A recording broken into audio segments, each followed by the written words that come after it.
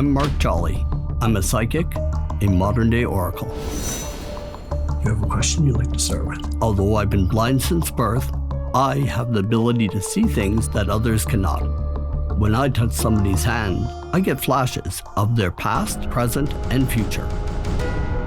I've teamed up with one of North America's most talented mediums.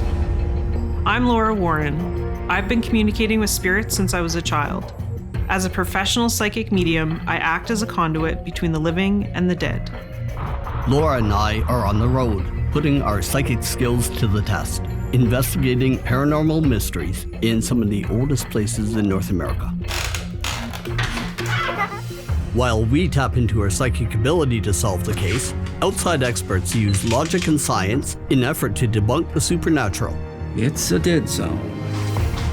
I did not find anything that could be interpreted as ghosts. In the end, it's up to you to decide, is this place haunted or not? Sight Seers.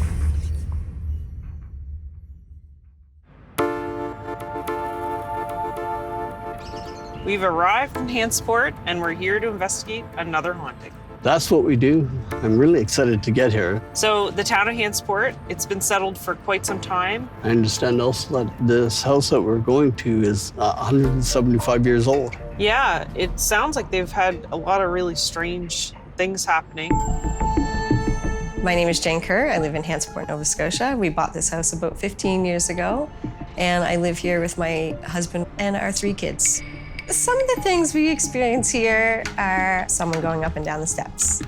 I'll see something kind of go past the corner of my eye and turn to look, and of course there's nothing there.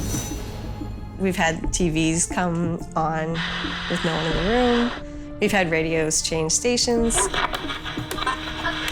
My name is Stan Kerr. I'm Jane's father-in-law. I was alone, and something felt like it was walking behind me and come up around my back, kind of, and it's like a blanket behind me feel, pressure like.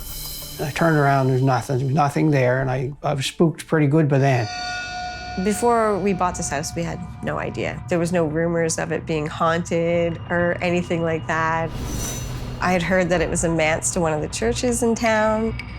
The older people refer to this as the Phillips house. He was the pastor at the Baptist church, and his family lived here.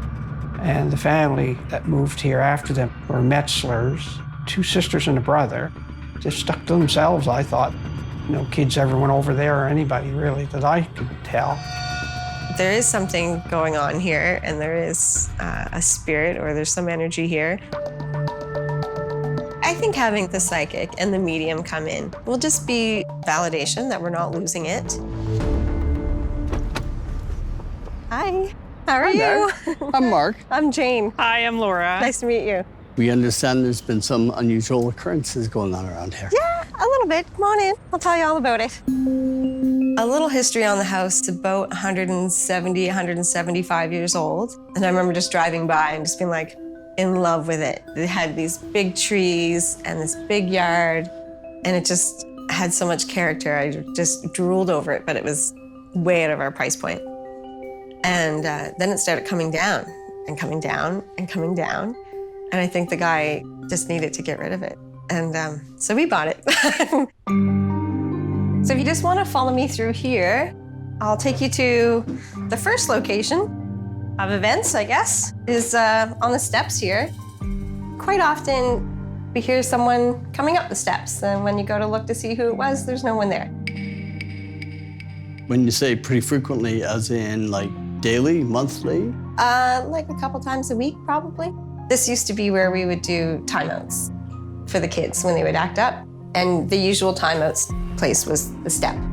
And that was all right. My 2 older ones, I mean, nobody liked being put in timeout, but my youngest one was adamant that she could not do that here. My youngest was terrified.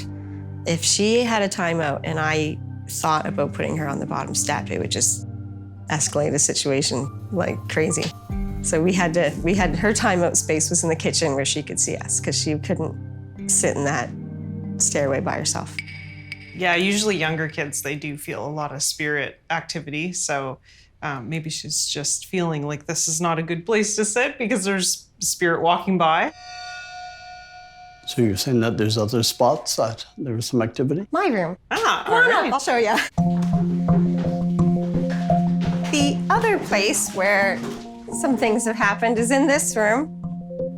When we were repainting this room, the person we had come and help, he was up here painting and had the radio on. He'd be up on a ladder and the radio would switch. And then it switched again. So are you saying that the radio fades in and out, or the dial actually moved? The dial actually moves, like the needle actually moved down the line. In this house in particular, I just get the feeling like if you're going to change anything, you might run into some issues. It's almost like you feel like you're jinxed sometimes every time you start a project, that something is going to go wrong. Is there any other rooms that you need to show us? Yeah, sure, follow me. In here in the TV room, we've had incidences of the TV turning on by itself. And I'd hear the TV come on. And I'd think like, I didn't leave the TV on. I'm sure I would have heard it, being the only person in the house. You hear every noise. But, and it would always be like Mass for shut-ins or some church channel. I was just thinking, oh, well, maybe I had left the TV on, so I turned it off. And then, like, the next week, it happened again. And it was the same channel on the same religious, service thing. And I was just like, out loud in here to myself, like, all right, I will go to church. I don't usually go to church. So I called my husband's grandmother and just asked if I could just tag along with her to the church down the road. And then after I'd gone to the church, it stopped happening. Right. I guess you answered somebody's prayers. I guess. I don't know. I had heard the house was the home of the minister or pastor of a church. They would have canceled people here. They might have had services here or the wake maybe to a funeral or something. I'm not entirely sure. We've also had, in my son's room, doors opening by themselves, which he kind of was pretty uncomfortable with. He didn't like that. The door had opened that would lead up to the attic, and he got up and shut the door, and he shut it tight, thinking that maybe it was a draft that had blown it open. And then when he had sat back down to his video games, it opened up again. So he came downstairs and was like, Mom, the ghosts are walking through my room again. So I just went up and kind of to humor him, I'm like, okay, it's a private room. Take the kitchen entrance if you don't mind. This is his space. And when we came downstairs, the kitchen door was open. And it's one of those old-fashioned latch, so you'd have to pick it up for it to open. And the fact that it's happening to more than one person, that's what interests me, because that to me is like a true haunting when it's happening to multiple people in the home. Sight Seers. Laura and I are investigating paranormal activity at a Victorian house in Hantsport, Nova Scotia. For clues on who or what is wreaking havoc here, I need to do a reading with a homeowner. When I perform psychic readings, I'm more excited about what I'm doing for that person and how I'm able to provide the answers that they've been looking for, often for a lifetime. So Jane, here we are. Here we are. Been very interested to see what your hands have to show me. Okay.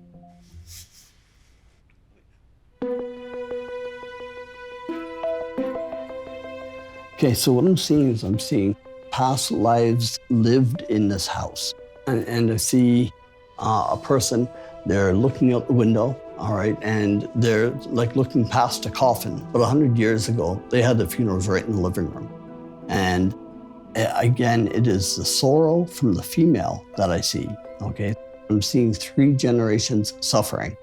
And in 1955, everything turned around, and it just sort of like the light shone down on them. Something happened that lifted the heavy energy from the house. Do you know who's going up and down the steps? It's interesting what's coming along here, because what I'm seeing is a footstep, and then I'm seeing, remember the pegs that people used to wear like pirates? If they lost a leg, it would be like a peg. Those stairs became a barrier to somebody in life. Okay. There used to be an elevator. Oh, The okay. steps That absolutely makes sense because Yeah. I'm seeing that somebody who couldn't get up there. You can see where the molding's been cut out, where the elevator was put in. That makes so much sense to Yeah. me because that's what I'm saying. Is something happened to somebody and there was a reason why you had Yeah. to. Yeah, that's who it is. Okay.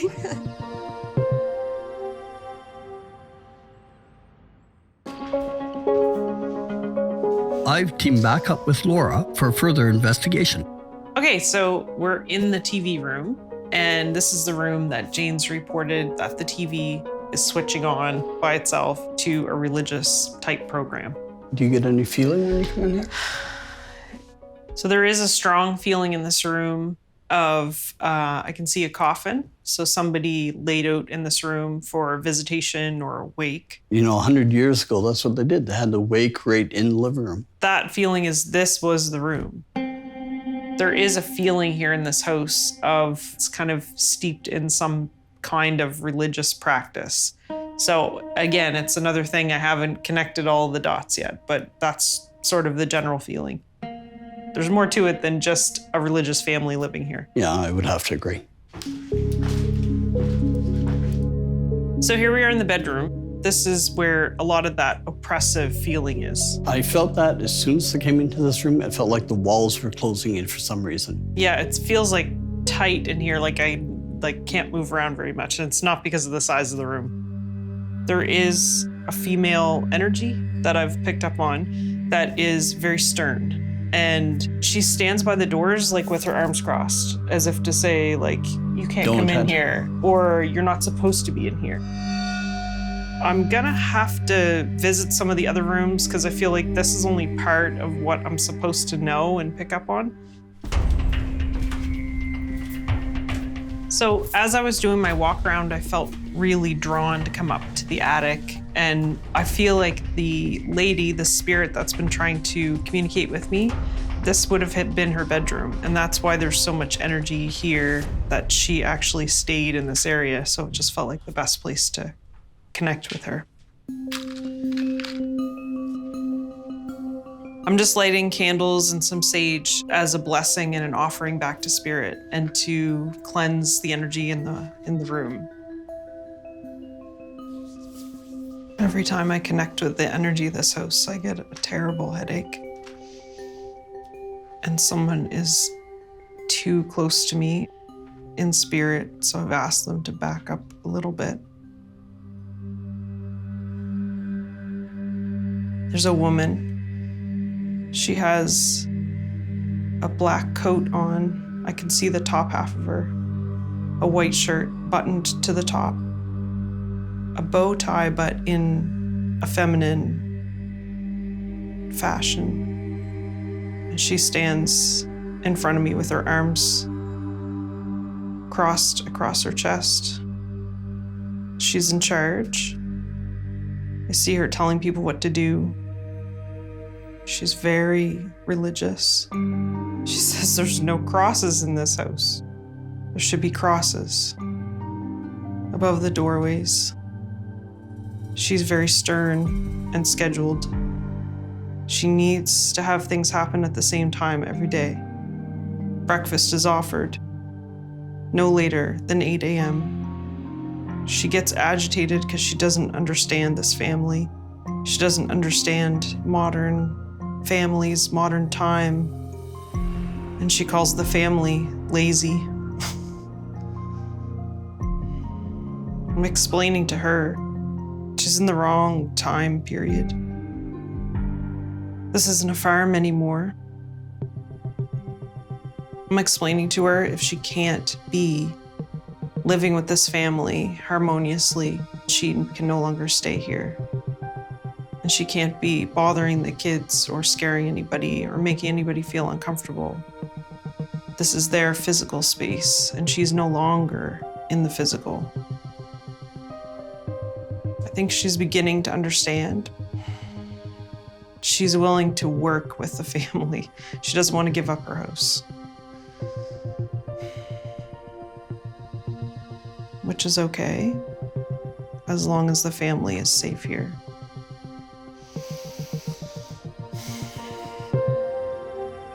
Sight Seers.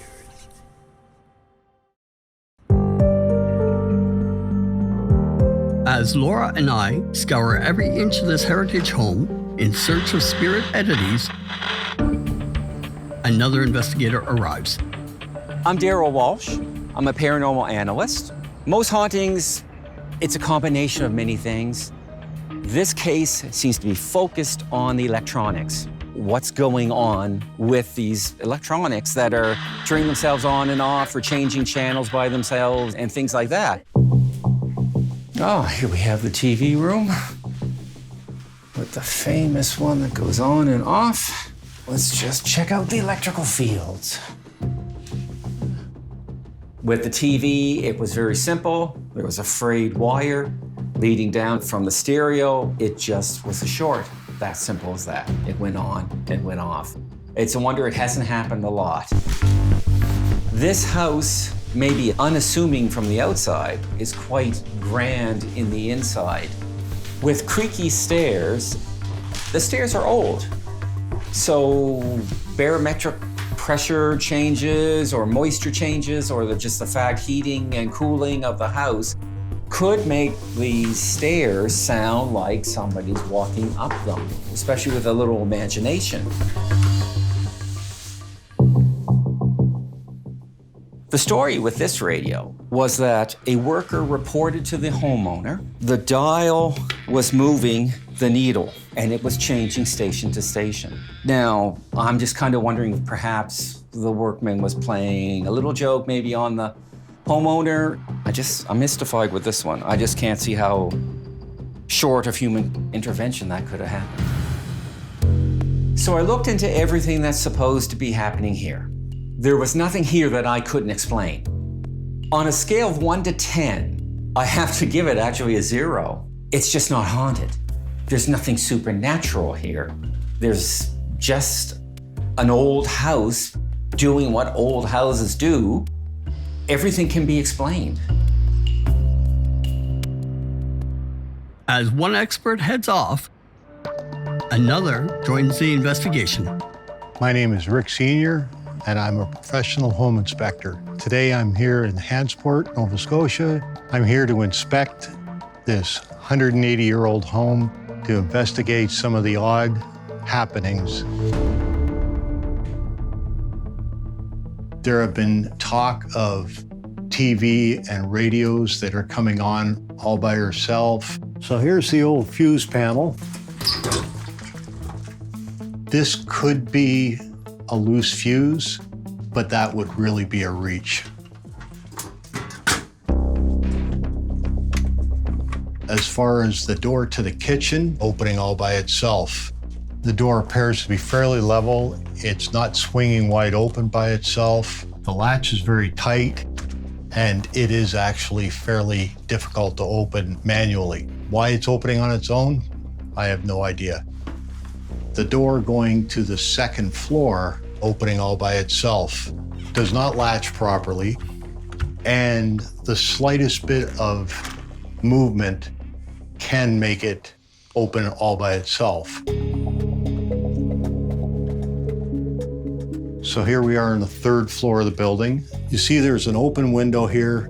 This may have a direct result on why the doors appear to be opening and closing on their own. Get a windy day, the wind blows through the building, and the doors are gonna move. I really can't see any unusual things that are happening here. I don't see any reason to believe that this house is haunted. Sight Seers.